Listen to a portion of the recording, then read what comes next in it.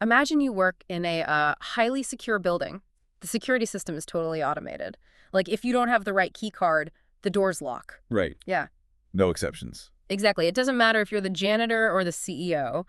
The machine just reads the code and executes the rule. But imagine watching someone without a key card walk up to that door. The system locks them out. As it should. But before they even have to turn around, a world leader picks up the phone, makes a call, and suddenly some administrator logs in, hard codes an override, and the doors just slide open. Which is a terrifying thought, honestly, when you apply it to systems we rely on for fairness. Because once that override happens, that automated system is effectively dead. It's no longer a system of rules, it's a system of permissions. Wow. Yeah, that's a great way to put it. Welcome to this deep dive. Today, we're looking at a real-world version of that exact scenario. We're unpacking the massive controversy at the 2026 World Cup involving U.S. soccer star Folarin Balogun. Oh, yeah. What a mess. Right. We're going to look at his on-field red card, the miraculously overturned suspension that followed, and the completely unprecedented intervention by U.S. President Donald Trump. And, this is where we have to look past just the immediate headline. Because this event forces us to ask a very uncomfortable question about global governance. We are looking at a moment where political power directly penetrated the supposed independence of sports rules. Okay, let's unpack this. To understand how wild the political intervention was, we really first have to understand why the stakes were so high on the pitch. So picture this. It's Wednesday, July 1st, 2026. The U.S. is playing Bosnia-Herzegovina in the round of 32. A huge knockout game. Huge. And the U.S. is playing well, right? They're up 2-0. But then Folarin Balogun, who is their absolute star striker, I mean, he's basically carrying their offense, he steps awkwardly on the ankle of his opponent, Tariq Muharramovic. The referee pulls a straight red card. Balogun is ejected. Right. And, the reports describe the foul as clumsy rather than malicious. But in the architecture of football rules, intent often matters way less than the physical outcome. Yeah. A straight red card for a dangerous challenge triggers an automatic mechanism within FIFA's disciplinary code. The player is sent off immediately, and this is the key part, they are automatically suspended for the subsequent match. Automatic, no debate. Exactly. There's no gray area. The rule is designed to be completely blind. Yeah. It doesn't care if it's a friendly match in an empty stadium or, the knockout stage of a World Cup. It's a purely mechanical consequence. Which creates an absolute nightmare for the U.S. team. They advance to the round of 16 to face Belgium, but they are going into this massive game without their top scorer. The sources point out that Balogun already had 3 goals in the tournament. Yeah, he's on fire. And his likely replacement, Ricardo Pepi, he hadn't scored in 4 World Cup games. So the U.S. coach, Mauricio Pochettino, is just staring down the barrel of elimination. Total panic mode. Right. And normally, that's just the tragedy of sports. It's like a traffic ticket. You get pulled over, the rules are clear, you just pay the fine, you lose your best player, you adjust, and you play the game. So what happens when the driver decides the standard rules shouldn't apply to them? How does this escalate into a geopolitical incident? Well, it escalates because the U.S. team filed a formal appeal, which honestly is standard procedure. But at the exact same time, a completely non-standard procedure occurred. U.S. President Donald Trump personally called FIFA President Gianni Infantino. Well, personally called him. Like, directly. Directly. Now, the reports say Trump claimed he merely pointed out it was a bad call and, asked for a review, stating he didn't demand a specific outcome. Oh, come on. You can't separate the phone call from the leverage behind it. The U.S. is the host nation of this World Cup. Exactly. And beyond the host nation leverage, there is a very specific historical context between these two men. Infantino has visited the Oval Office before. Back in 2025, Trump even awarded Infantino this unique FIFA Peace Prize. I remember that. Yeah, something that had never been awarded before. So they have this highly publicized, mutually beneficial relationship. When a head of state calls the head of a global sporting body about a disciplinary matter, the sheer geopolitical weight of that call fundamentally changes the environment. It ceases to be a sports arbitration issue and becomes a diplomatic one. And the result of that diplomatic pressure is just staggering. On Sunday, right before the massive match against Belgium, FIFA suddenly announces the suspension is lifted. Balogun can play. Unbelievable. But wait, I'm trying to wrap my head around how they actually put this on paper. They didn't say the referee made a mistake, right? Because that would cause a riot with the referees. No, they didn't invalidate the red card. What's fascinating here is that crucial mechanical detail. Reversing a referee's judgment entirely would undermine the on-field officiating way too directly. Instead, FIFA's disciplinary committee utilized this obscure loophole called Article 27. Article 27, how does that actually work? Does it just let them ignore their own rule book? It doesn't let them ignore it exactly. It gives them the power to suspend the punishment. The text of Article 27 allows a judicial body to fully or partially suspend a disciplinary measure. So what they did was fine Balogun $40,000 and place his automatic one-match ban on a one-year probation. Wait, probation in soccer? Yeah, meaning he doesn't serve the ban now. He only serves it if he gets another red card within the next year. That is incredible legal gymnastics. So, wait, if a kid gets suspended from school, but their billionaire uncle calls the principal, suddenly they're just on probation for a year? How does FIFA justify this with a straight face? Well, that ambiguity is built into the system by design. Article 27 has no clear written requirements for when it should be applied. It provides ultimate judicial discretion. So it allows a decision that is entirely politically motivated to wear the disguise of a standard, by-the-book legal ruling. Wow. They say, look, we followed the disciplinary code, even if applying that code to a straight red card in the World Cup knockout stage is practically unheard of. Unheard of, but not entirely without precedent, right? Because the brief mentioned a couple of historical parallels, though they seem incredibly rare. Super rare. You have to dig deep into sports history to find a true parallel. The most direct comparison is from way back in 1962. Chile was the host nation of the World Cup, and Brazil was the dominant team. Brazil's star, Garrincha, was sent off in the semifinal. Oh, I've heard of this. Yeah, the president of Chile actually intervened, lobbying FIFA so that Garrincha could play in the final. The suspension was waived. There's also a more recent, though slightly different parallel involving Cristiano Ronaldo in 2022, where suspension logistics were manipulated so he could play opening games. Right. But fundamentally, taking a straight red card and placing it on probation for the very next knockout game at a World Cup, it requires an extraordinary amount of institutional force. Which brings us to the actual match and the absolute chaos it caused. The suspension is lifted, Balogun starts, the U.S. takes the field against Belgium. But here is the ironic twist to this whole saga. The U.S. loses. Belgium crushes them 1-4. The U.S. is eliminated. Yeah. The intervention didn't even save the team. No, it didn't.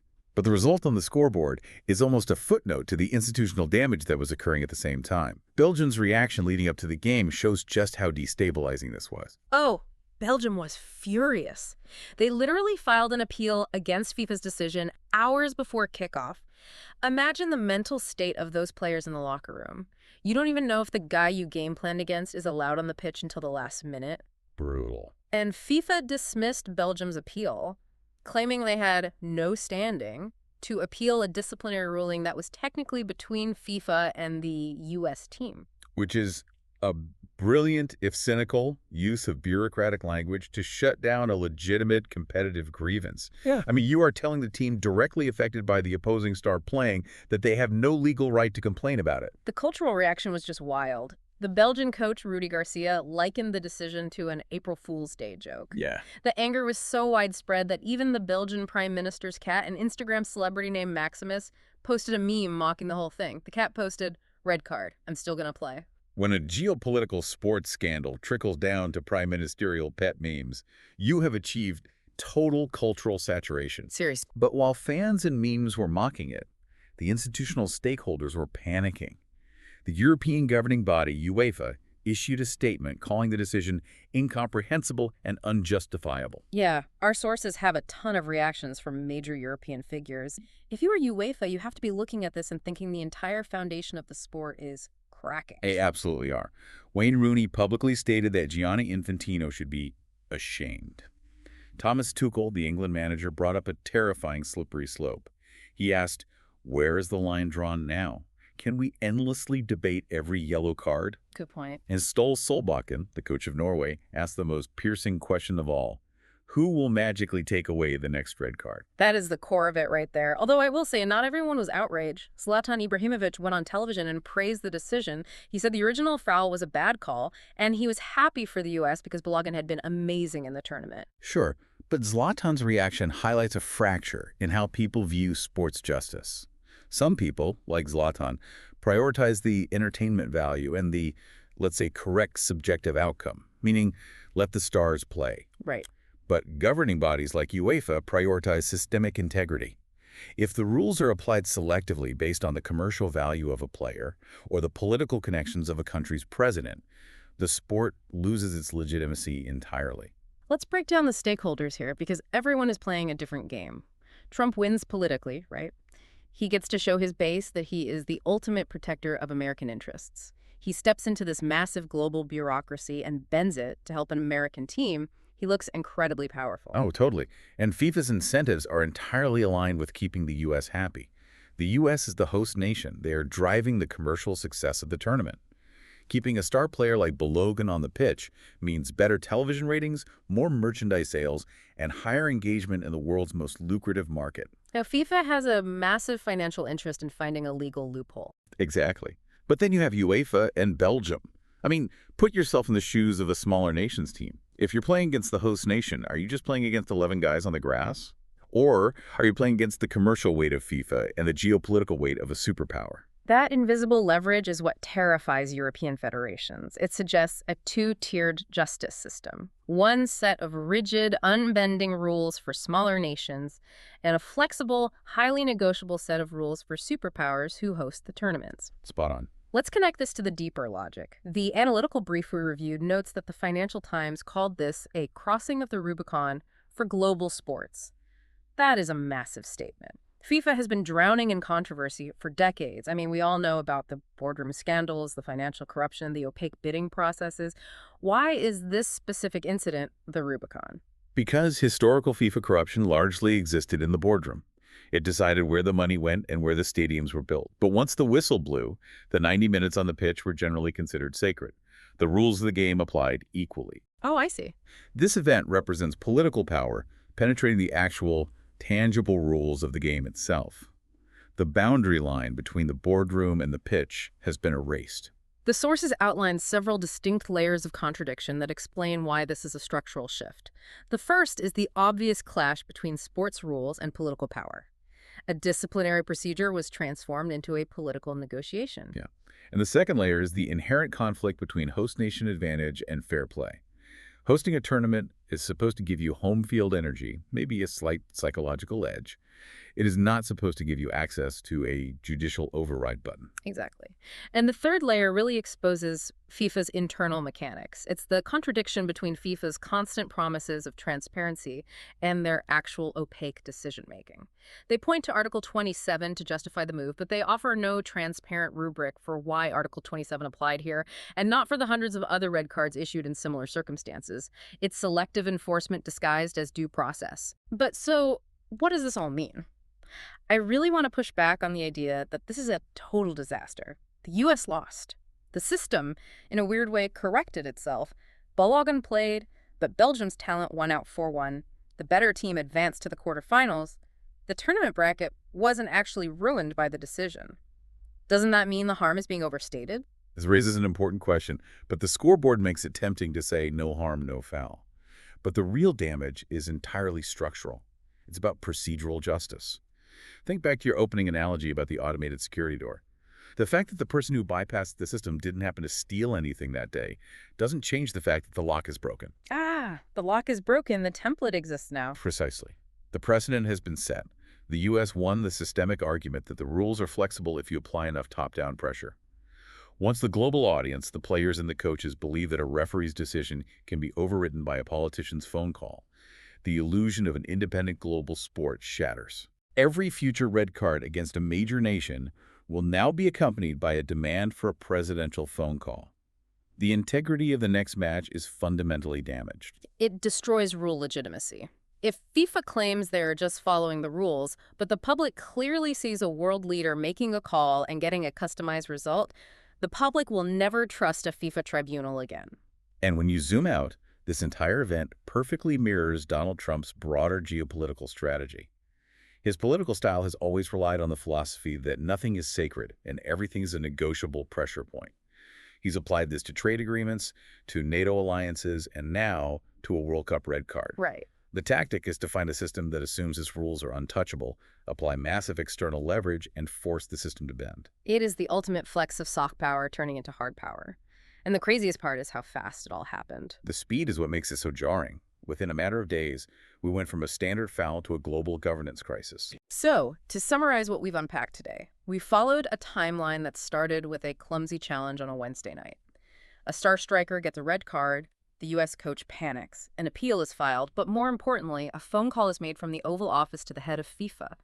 Suddenly, a rare legal loophole, Article 27, is activated to place a red card on probation, essentially pausing a punishment that is designed to be automatic. Yep.